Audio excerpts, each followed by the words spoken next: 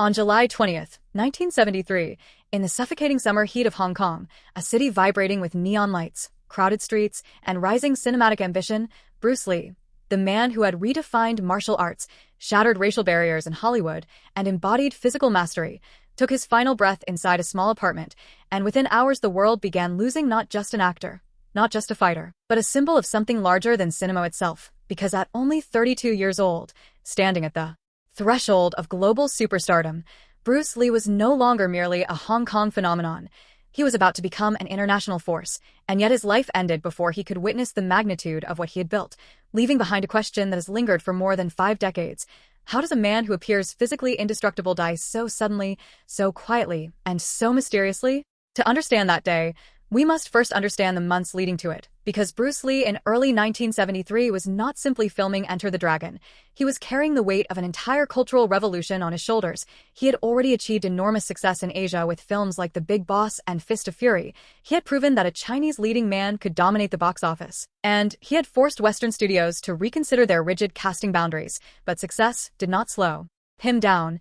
It intensified him. His training sessions became longer, more experimental, more obsessive. He combined weightlifting with explosive isometric drills. He pushed cardiovascular endurance to the extreme. He sparred, choreographed, wrote philosophical notes, and fine-tuned every detail of his physical presence, because Bruce Lee believed that the body was not just muscle and bone but a weapon of expression. And yet beneath that discipline, subtle warning signs were beginning to surface. He had lost a dramatic amount of weight. His body fat percentage dropped to dangerously low levels. Friends later recalled how lean, almost skeletal, he appeared compared to earlier years. And while some attributed it to peak conditioning, others quietly worried that he was pushing beyond natural limits. Then in May 1973, during post-production work for Enter the Dragon, Bruce Lee suddenly collapsed inside the Golden Harvest studio. Witnesses described confusion, panic, and disbelief as the man, known for superhuman kicks, lay unconscious. He was rushed to the hospital where doctors reported cerebral edema, swelling of the brain. And though he regained consciousness, the incident should have been a turning point, a warning that even legends have biological boundaries. But Bruce Lee was not wired to retreat. He returned to work, dismissed concerns, and continued training with intensity. Because for him time was not abundant. It was urgent. He felt history moving. He felt doors opening in Hollywood.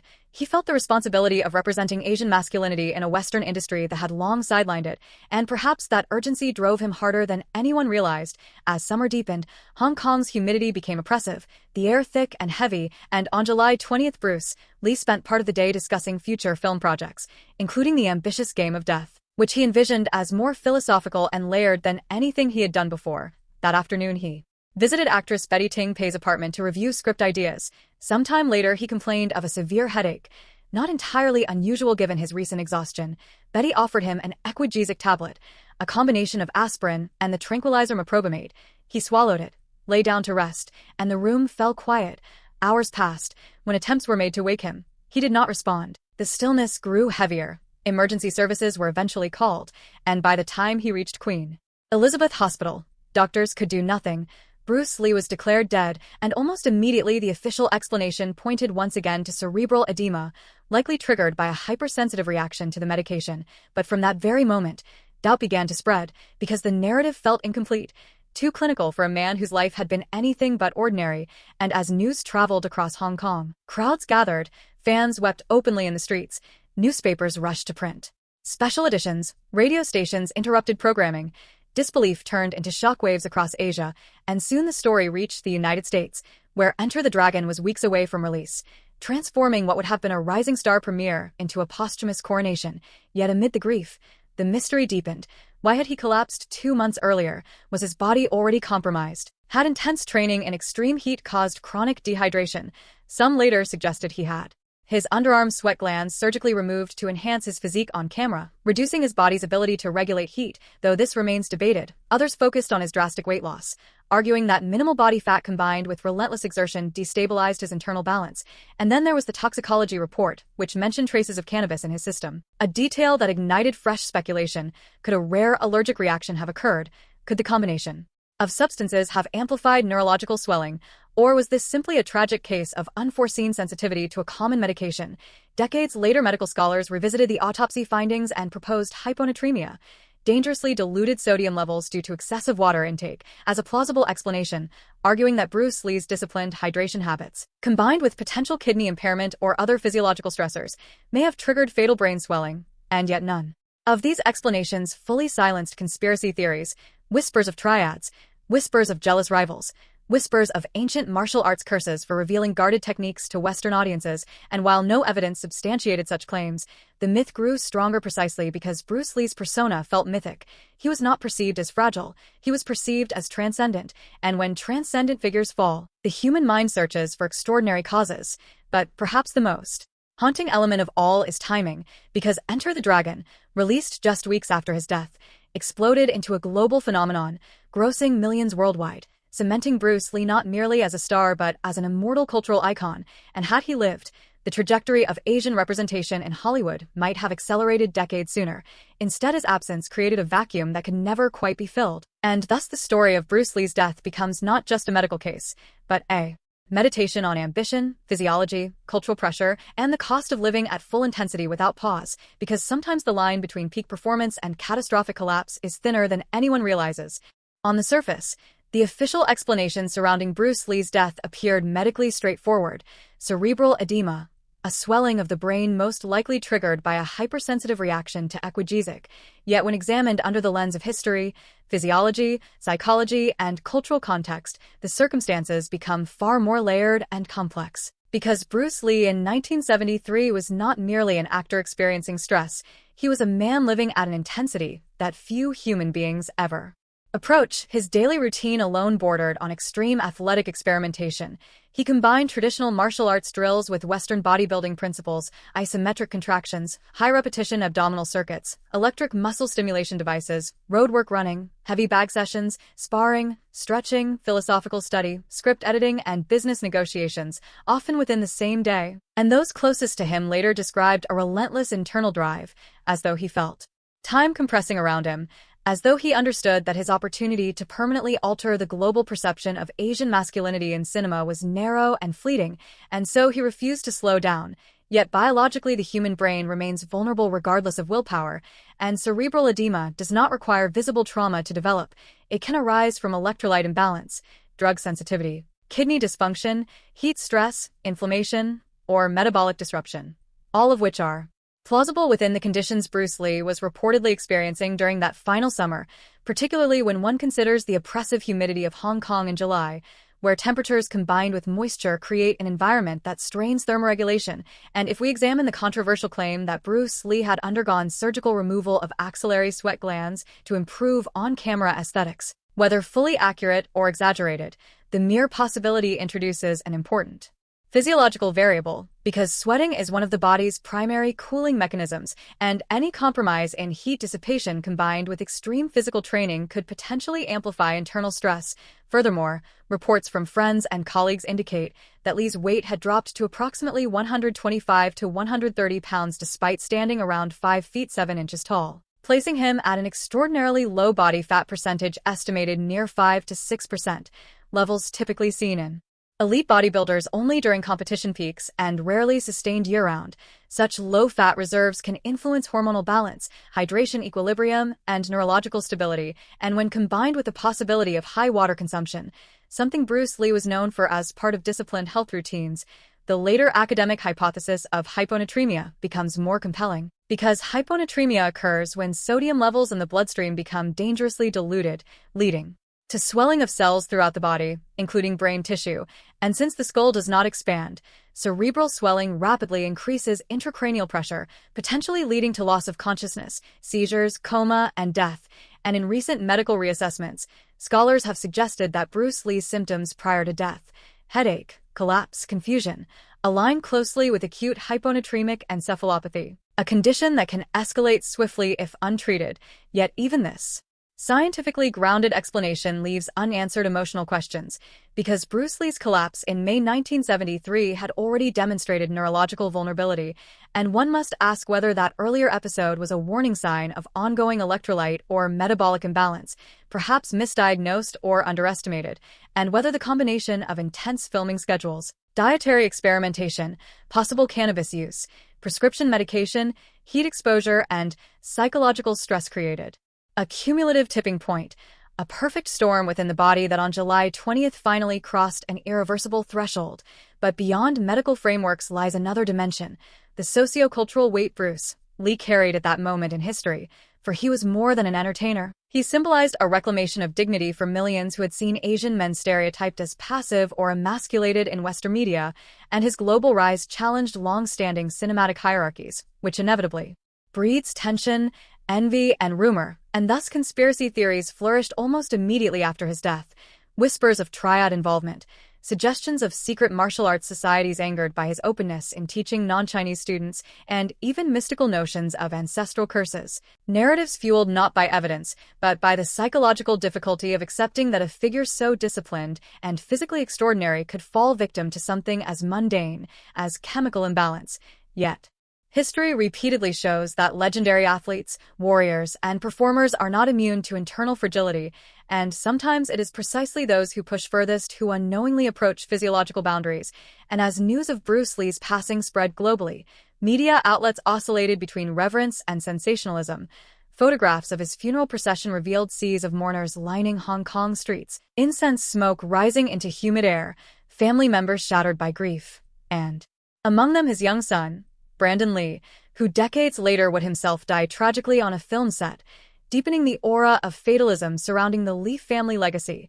Though rational analysis demands we separate coincidence from supernatural narrative, still the emotional symmetry between father and son's premature deaths intensified public fascination, transforming Bruce Lee's final hours into something almost mythic. And myth is powerful because it fills the vacuum left by incomplete understanding. Yet if we strip away mysticism and examine probability, the most consistent explanation remains physiological collapse rooted in cerebral swelling, whether triggered by medication hypersensitivity, hyponatremia, heat stress, or a convergence of these factors. But perhaps the deeper tragedy lies not solely in the mechanism of death, but in its timing. Because Enter the Dragon premiered less than a month later and detonated across international box offices, introducing Western audiences to a level of martial arts choreography and screen presence never before seen, and in death Bruce Lee achieved a scale of immortality that might have unfolded differently had he lived, for fame crystallizes differently when frozen at its peak,